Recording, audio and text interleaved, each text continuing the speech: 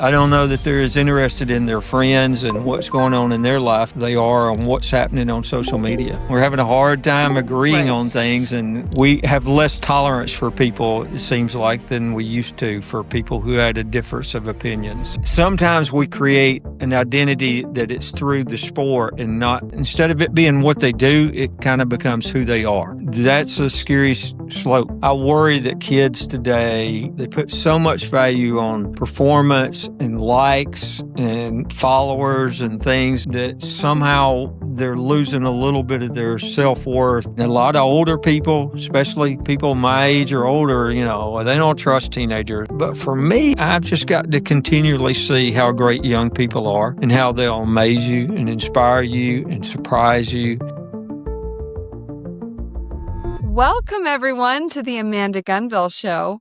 Over the last 2 decades, my career has centered in and around all kinds of sports and the sports industry, from representing over 100 professional athletes to working in live broadcasts with Fox Sports and ESPN and producing some incredible events around the Super Bowl, MLB All-Star, NASCAR, Formula One, you name it. And one thing all of those experiences have taught me is that sports have never really just been about sports. Sports is about connection and about creating these incredible shared experiences. But where do these experiences start? They start when we're kids, when we're just growing up and experiencing different sports that we get to participate in, and especially in high school. But you know something? All of those games and experiences that you may be a part of, they didn't just happen by accident. There are some magical magicians, I like to say, that are behind the scenes making the whole thing come together. And today I'm so excited because we are joined by Tony Wolf, who is the athletic director for Beaufort City Schools, which is just outside of Atlanta, Georgia. And what I understand, Tony, is a very magical part of our country. So welcome to the show, Tony. Thank you so much, Amanda, for having me. It's an honor to get to do this with you. Oh, thank you. I appreciate that. Well, you have had a very long and interesting career in and around this world of sports and working with young people. So I would love if you could share with us your journey over the past, well, you're 21 now, so it's only been a few years. Yes, ma'am. I've had the great fortune to teach, coach, and then become an athletic administrator at Beaufort High School for the past 30 years. Currently, I'm the system athletic director for the entire school system, K through 12. But started in 1996 here as a social studies teacher and a head baseball coach and assistant football coach. Eventually, I became the head softball coach and head baseball coach. And in 2017, I moved into the athletic administration. And so I've been an administrator for athletics since 2017. Wow, that is a career. I'm curious because you have had these roles that morph from coaching into now being an administrator. What do you think makes a great coach? Well, first off, I think a coach is got to be great at connection. A coach has to be able to connect with their players. They certainly have to be competent in what they do, and they have to have great character.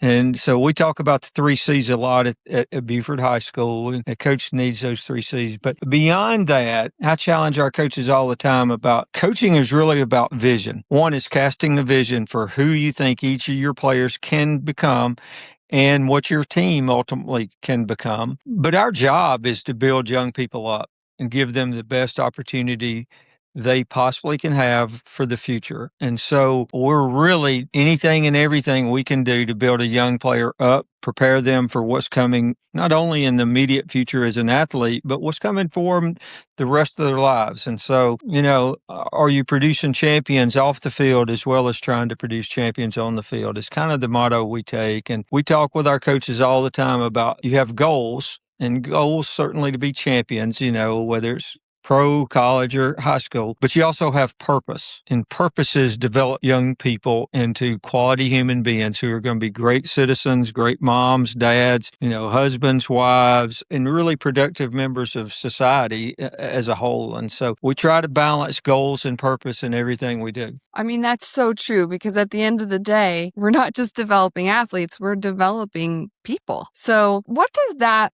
look like in practice? So obviously there's many ways in which you can inspire young people to be more than just an athlete, more than just a student, but to be all of those things that we want them to be as they grow up. So what are the actual things that your coaches and you guys do to help a student develop into that? I think some of it is done individually. Most of it is done in the larger group or with team, but it all begins with a coach casts a standard for what they expect from their young people, their players, whether it's softball or baseball or football or whatever sport, and creating an environment where they understand this is a we thing. We're working together to achieve a common goal. The common goal is larger than any one individual. Those kind of, approaches help young people learn that when you become part of Fox as a broadcaster, or whether you're working in a bank as a teller or whatever,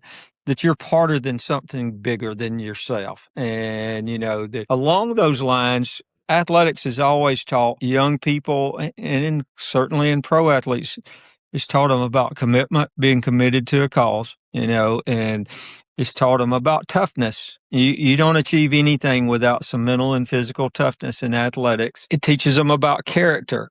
You're not going to be a very good player if you're always in trouble and you're in ISS or you're suspended from school and things like that. Sports teaches people how to be great teammates. And in the workforce, as they mature, being a great teammate, whether it's part of what you were mentioning in your opening about being part of Fox, it certainly wasn't just the Amanda show. There's like probably hundreds of people working in anything you touch to make that happen. And so teaching young people that you have to sacrifice, you have to work hard, you have to be committed, you need to be a great teammate, learning to be part of something bigger than yourself. All those are really key things, I think, in the development of young people. I think today young people need to understand and learn about accountability more so than ever. As adults, we're held accountable for the jobs we do. And the consequences are not good if we don't meet those requirements. And in today's world, it's really hard. But I'll tell you, one of the things I see in young people today is I'm not sure they understand the value of being able to communicate. Everything today is about phones and social media and text and all those things. And so getting young people to just sit and talk is becoming harder and harder today. And so I think that's where some of that personal comes in. As a coach, I intentionally created more water break time, especially in our summer workouts, not so much because of hydration. I wanted them to be together and just sit and talk versus the work we did on the field was always great, but the 5 or 10 minutes they got to socialize and just hang out together where they didn't have their phones accessible to them, I thought was hugely valuable in terms of them getting to know teammates and also learning how to navigate that, because I'm not sure young people have that skill today like they did, say, 10 years ago. It's so true. It's become such a heads down, heads down Absolutely. world that we live in. Yeah. And I have so many friends, we all have kids. I had my daughter later in life, so she's a little younger, but most of my friends have children in high school and college. And I can't tell you how many stories I've heard, Tony, where they'll say they're all together in the same room and they're texting each other. And I just think that's hysterical. That happens daily. Mm-hmm. It's so crazy. Kids don't hang out as much with each other anymore. Like you used to spend the night with people on the weekends, and things of that nature. And now they just talk over the phone, and they're so interested in all the social media things now. I don't know that they're as interested in their friends and what's going on in their life as they are on what's happening on social media. Ooh, that's a tough one right there. Those are, they're not fake friends, but they kind of are. Because they're not real, right? They're not in your space. Yes. And I Yes. feel like Well, and kids today are as exposed you to so much more of the world. yeah. Yeah. And in some regards, that's wonderful. I love that, I grew up Mhm, in Montana and I did not mhm. have a concept of the real world at all because there was no internet. I'm totally dating myself, I recognize, but there was no internet. There was no cell phones. We had three channels on our television. Part of that was my parents just didn't really let us watch a lot of TV and we were outside all the time. But I didn't Right. understand that not everybody lives the way that we live, looks the way we look, believes the way we believe. So, in some regard, I think that opening up the world with the internet is a wonderful thing because you realize that there are so many different cultures and things that make our world so fascinating. But then there's that other side that you just spoke to, which is, it Yep. it then closes you down to your immediate community, which is really interesting. Just going on a quick tangent is that you talk about or you read these blue zones, and what's the number one thing that is a connector between all blue zones around the world, which is just an area where centurions are. There's the most amount of people that live Mhm. to be 100. The number one thing is community. It's connecting with one another Well, in a mhm. shared experience. Yeah. And so that to me Yeah, is this what is generation so is missing that. yes. But I will say that to your point about building in the water break time is that is what sports does that almost nothing else can do because sports is a live action thing that you share, whether you're watching it in person, whether you're playing, or whether you're watching a professional game with your family on the Mhm, couch. So mhm. it is a shared experience that you cannot have with an AI chatbot. Absolutely, absolutely. One of the things you mentioned earlier was about being around people who are different, whether it's culturally, economically, or things. I do think that's one of the great things that come out of sports. Is not everybody on your team is coming from the exact same background and with the same history and all those things. And there's it's been said way before me, but when you're in a football huddle or you're in a dugout with the team or on the bench with the whatever the sport, the people around you aren't going home to the exact same thing you are each night. And so learning to accept people who look different, have different beliefs, that is a big part of the sports as well. And that also prepares you for life, where you have to learn to work with people who have different beliefs than you do. Really concerned our country don't know how to work with people who have different thoughts or beliefs, at least politically. We're having a hard time agreeing Right. on things, and we have less tolerance for people, it seems like, than we used to for people who had a difference of opinion. So, hopefully, sports is still teaching that, and that carries them well into their future.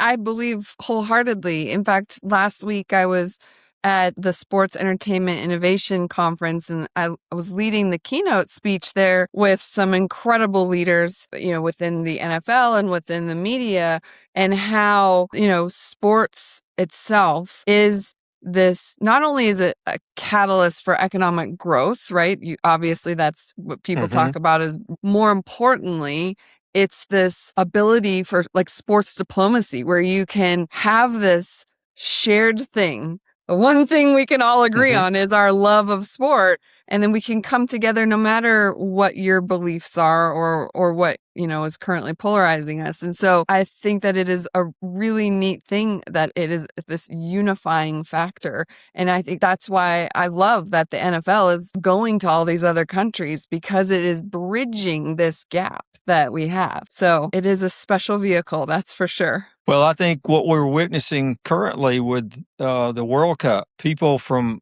all different walks of life and backgrounds and various countries, but they're all coming together and pulling for their favorite team and their favorite player and watching the fans interact and react, whether they're inside the stadium or they're outside at some kind of fan fest.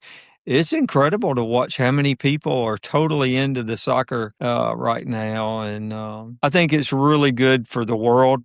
not only for our country, but for the world. We just hosted it, just down the street in Atlanta, a big match yesterday, and just seeing the celebration afterwards. And those people from all over the country and all over the world that's celebrating the wins or and commiserating in the losses. It's really neat to watch. It is. So I'd love to kind of branch into that as we talk about family, right? And coming together to watch these different events. One of my passions is helping women connect with the men that they love in their lives and their family members through sports. And I would love to hear, because you have decades of experience working with families, parents in particular. So I have so many questions around this topic. But the first one would just be, what do you think? You're headed into a new season, whether it's sports, school season. What are some great pieces of advice that you could give to parents and how they can best show up for their kids? That's a great question, and one we think about often. Obviously, number one is be present. I talk to parent groups quite often as an administrator, and sometimes parents want to veer off into the agent world or their recruiting part of it, and that's a slippery slope, because if things don't go well, sometimes the student athlete feels like they're disappointing their parents. If there's a scout there to watch them, and mom or dad is over there kind of, interacting with the scout, but their child plays poorly, that sometimes we create an identity that it's through the sport and not, it's not, instead of it being what they do, it kind of becomes who they are.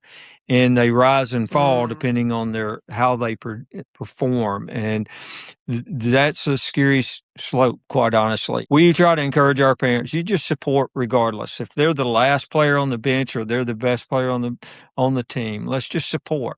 Let's trust coaches. These coaches, I know for a fact, our coaches, they're going to coach your kids well. They're going to love them even greater. Sometimes it's going to work out, and sometimes it's not going to work out. And make sure your child's identity is not too far wrapped up into their playing time or their performance. And that, we value quality people, whether they're the best player or the worst player. And I just think being present and supporting them and making them feel loved and appreciated regardless of performance. Too many times kids are getting in the car and going home after a sporting event, and there's critiquing going on. You missed this tackle, or how could you strike out 2 times? And as a former coach, and I had 2 daughters come through the school and play for me, and our rule was we left the sport on the field. And so when the game was over or practice was over, it just wasn't part of our conversation the rest of the day or, during the next day. We were just going to leave it on the field. Now, on the field, we would address it like a coach would with any player, but you have to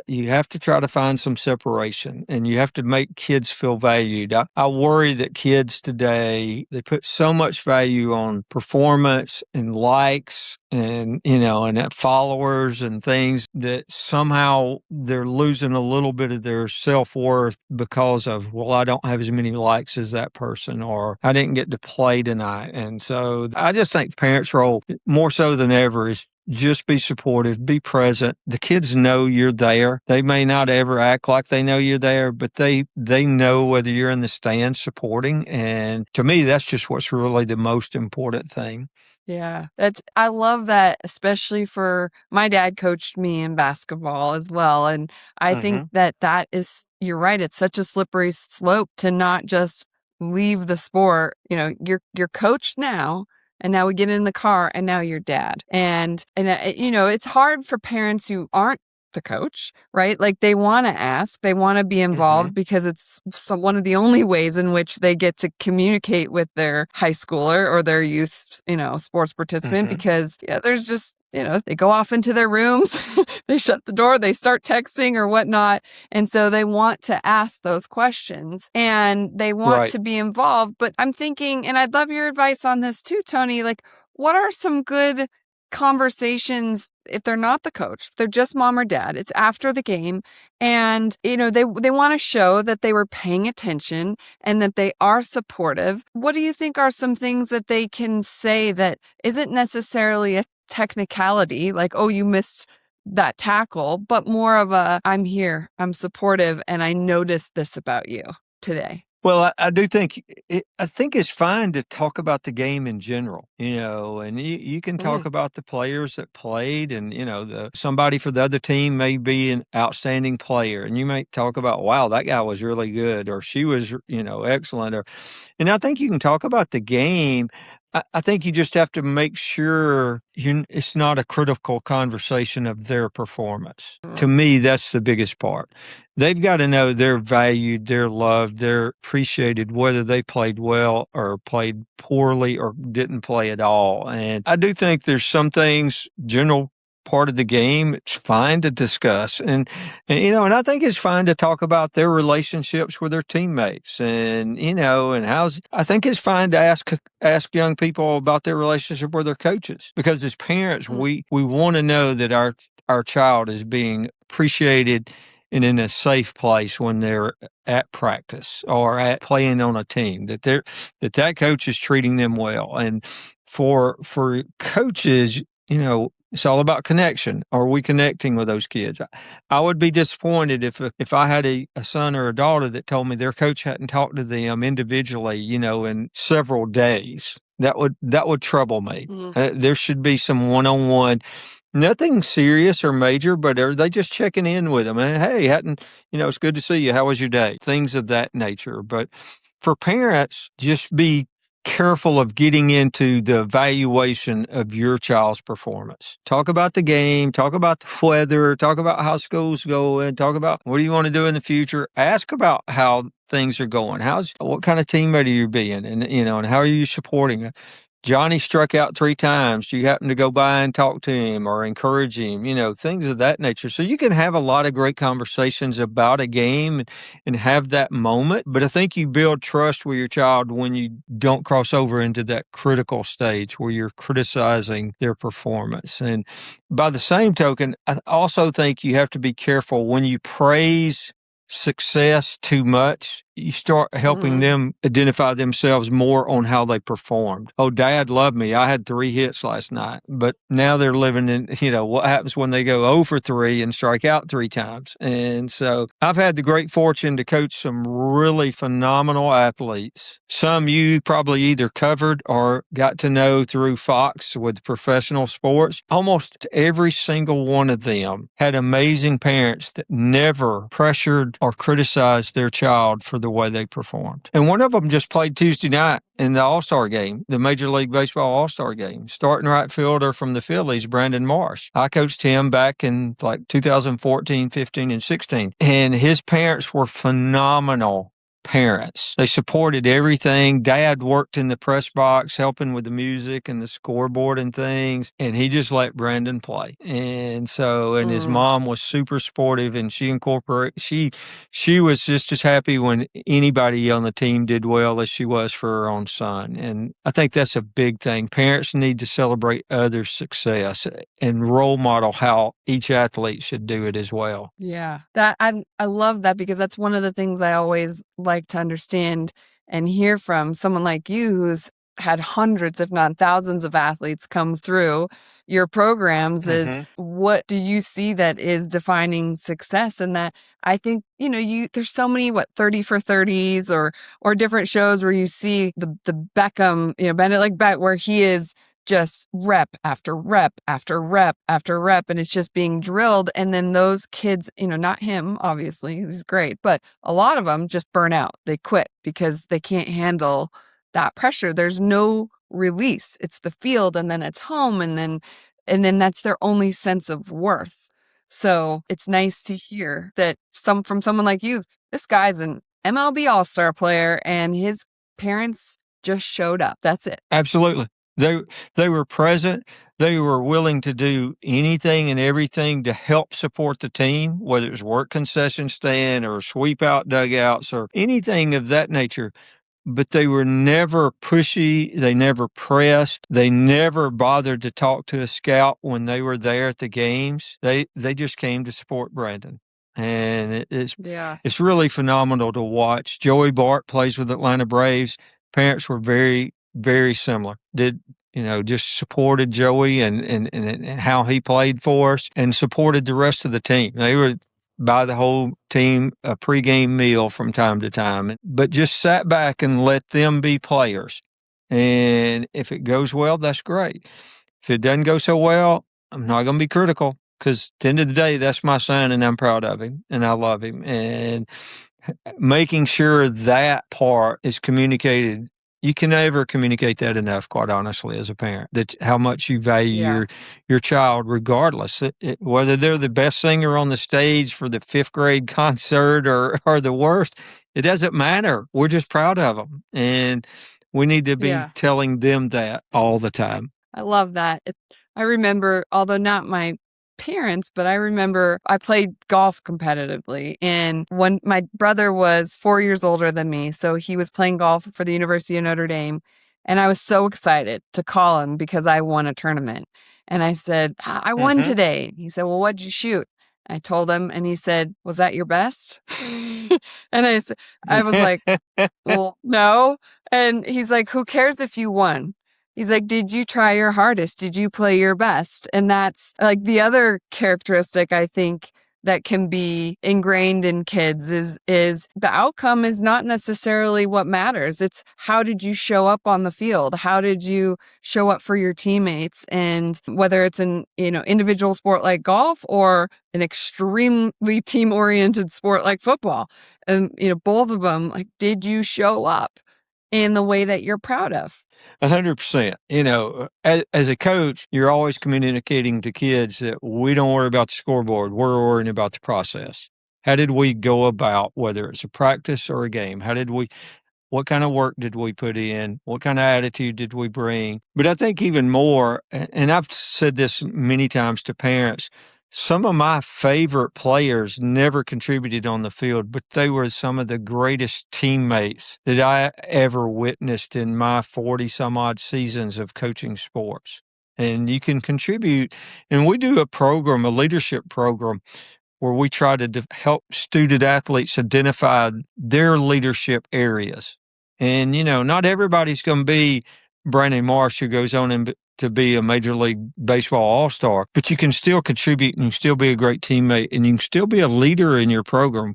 I had a softball player who wasn't super talented, but 3 nights a week, she was running basically tutoring for other players on the team because she wanted to make sure they were getting the education part taken care of too. And so she was exceptionally bright. And she could have gone home every day and not concerned herself with her teammates. But instead, she stayed and did like a mini study hall with some of her softball teammates like 3 nights a week to make sure they were getting what they needed and were prepared for school each day. And those kind of people are invaluable to teams. And those kind of people are also going to be successful because they're always putting others before themselves. And I think that's a big part of athletics is learning to put others before yourself. And we teach it all the time. I'm not sure we ever have 100% buy-in, but talking to kids and constantly reminding them and parents,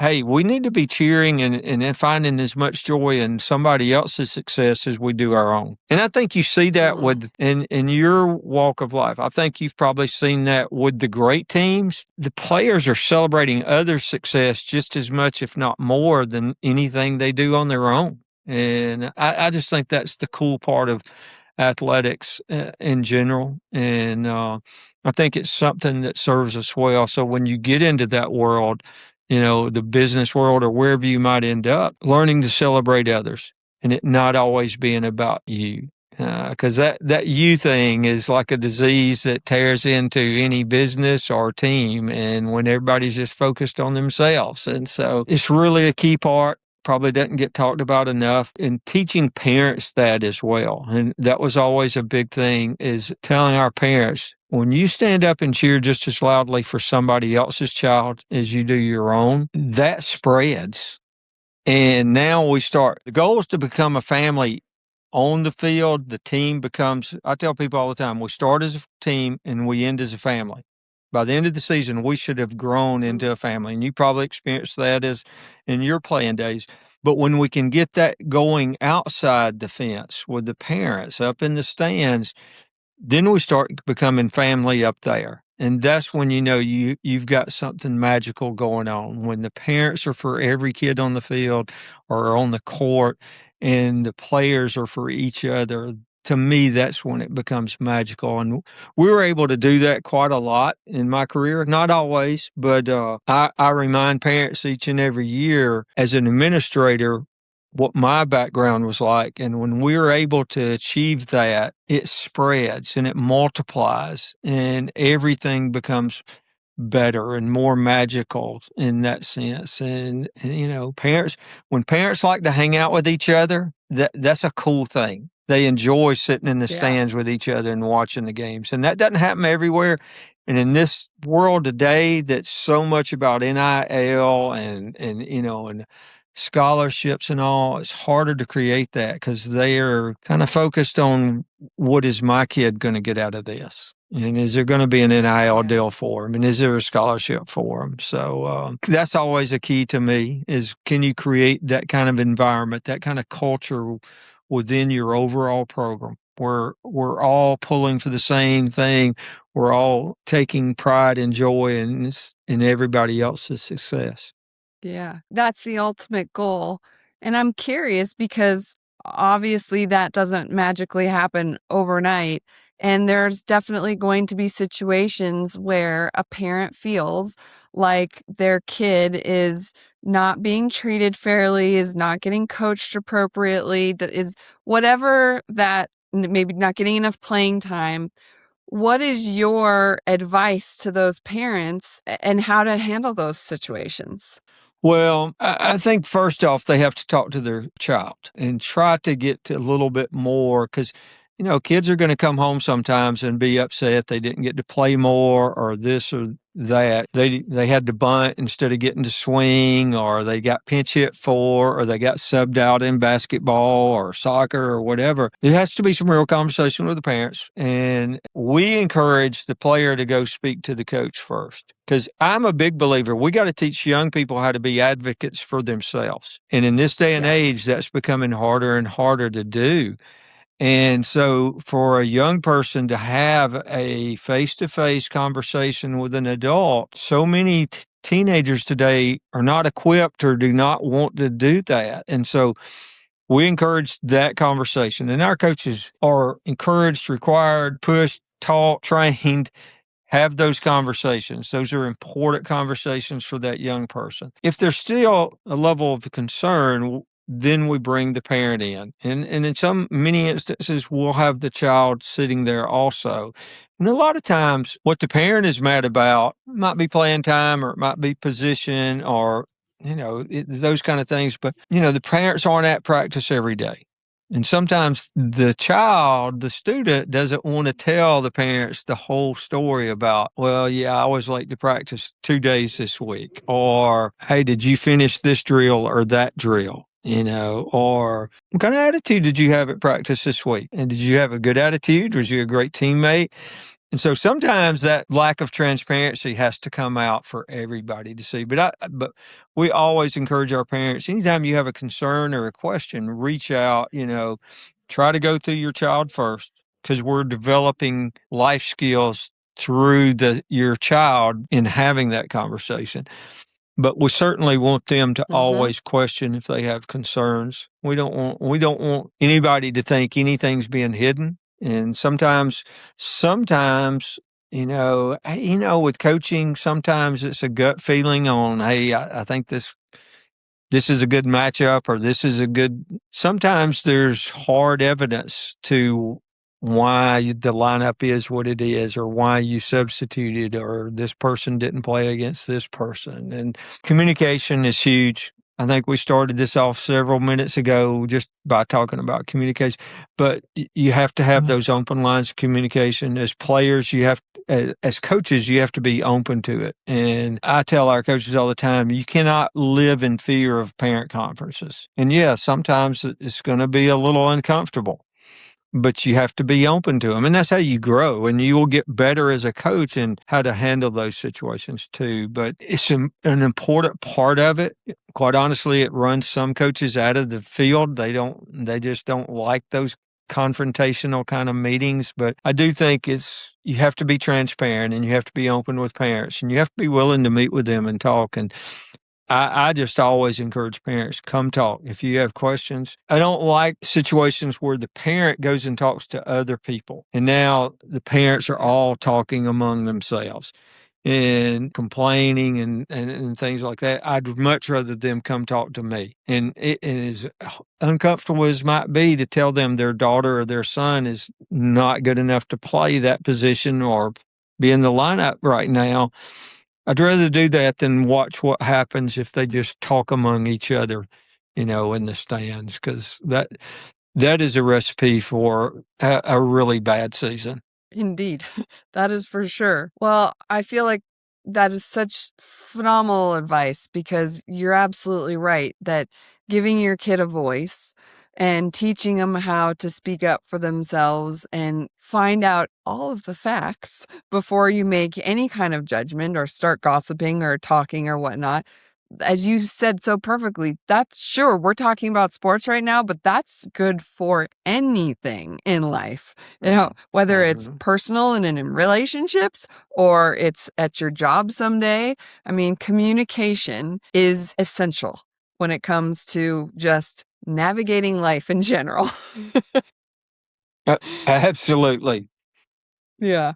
So, Tony, I'd love to finish out this amazing conversation with you with this thought and this question for you. If you were to meet somebody in the grocery store, whether it's next week or in a few years from now, and they were one of the students that came through your program, and they were with their families, and they said to their spouse and their kids, "Oh, this is Mr. Wolf, this is Coach Wolf, and he was a part of my experience. What do you hope he says about you?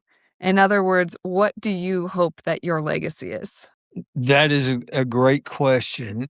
And it actually happened at a wedding this past Friday night. I was attending a wedding, a family member wedding, and this young man came up and he introduced his wife, and he played for me in 2005. And I did not recognize him, quite honestly, right off the bat. But, just to listen to him tell his wife who I was and kind of his story a little bit, I hope that every player, all these years and seasons that I've coached, I hope all of them will say I cared about them, because I absolutely tried to make sure every one of them feel valued and feel like they always had an opportunity to walk up and talk. Some coaches are not quite as open to that, but for me, that was always super valuable. And super important is that I coach with the thought that when all of this is done, we're going to be friends forever. Now, as kids go off to college and work and all the things, it's not like we're going to hang out and see each other. But for me, I wanted it to be where, okay, these 4 years, player-coach relationship, but I wanted it to be the kind of player-coach relationship that when those 4 years were done, they knew and felt like they had a friend in me for life. And I've had a lot of opportunities to hear things like that from coaches,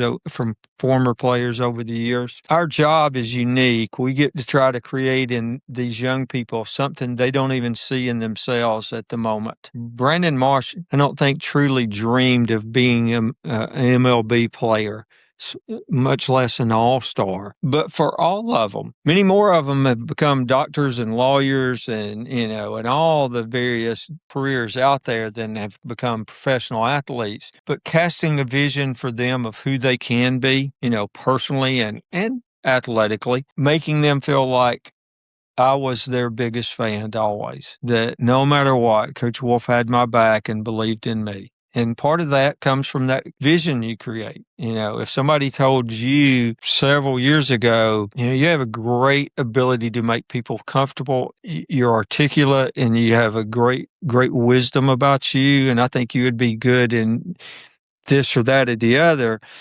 that just inspires you to think bigger than maybe what you thought before. And for me, that's our goal, is to inspire people to think bigger, and how do we create in them their best life? And part of it is speaking it into them, but also it's about loving them and caring for them. And I still have kids today who text me Happy Father's Day. I'm not their dad, but they played 10 or 15 years ago, but they'll still text me on Father's Day and then on Christmas, and so anytime you get invited to a wedding from somebody you coached or even taught 10, 6, 8, 10 years ago, it's a special feeling because not everybody gets invited to a wedding. You know what I mean? And so creating an environment where young people feel appreciated and cared for and loved was always my goal. I couldn't be their friend at the time. There has to be that line between coach and player. But I wanted them to feel like we're family and we'll be family for life. And the trophies are nice. Quite honestly, I got hundreds of them back here and all the Hall of Fames and things. But what I cherish is the young man stopping me at the wedding to talk and introduce his wife to me, because, I knew him when he was like 17, and now he's like, gosh, he's like 40 years old, and he wanted me to meet his wife and tell me all about his child. It's Joey Bart, who plays for the Atlanta Braves, inviting me to his wedding. And it was a small wedding. There probably wasn't, well, I won't get into that now, but it was a relatively small wedding. And so not everybody got invited. And so we walk out of the church, and it's like, we had an impact on his life. For him to think now at this age, 26 or whatever it is, I want Coach Wolf to be at my wedding. That just means so much. And that's what I've always wanted my legacy to be. When I was young, I will tell you this, and I tell coaches this all the time. When I was a young coach, I wanted to be the best coach ever. And it was all about how many wins could we get and how many championships could we get. And, and you have all these aspirations of being the next Bobby Cox, or whatever. And you find out it doesn't matter what sport you coach, you're really just coaching kids. And what brings you back each and every year is those unique and dynamic and fun relationships with those kids. And you get to see what special human beings we have in this world. And a lot of older people, especially people my age or older, they don't trust teenagers, and they're different than teenagers were in their day. And so a lot of times there's some negative connotation with that. But for me, the last really 40 years, I've just got to continually see how great young people are and how they'll amaze you and inspire you and surprise you. And, and they're not perfect. And we say all the time for our kids here in Beaufort, we have the best kids in the world. They're not perfect, but they're still better than everybody else's. And we've tried to always understand how fortunate we are to have great kids, but also have the patience to understand they're never going to be perfect. You're always going to have to help them along through the various things. And so hopefully that answers your question. I kind of got sideways with it, but no, it's beautiful. It's a legacy of caring, a legacy of inspiring, and a legacy of becoming family and friends and fans for life. I don't know if you could end it any better than that, Tony. So thank you so much for joining us. I so appreciate your time and your wisdom.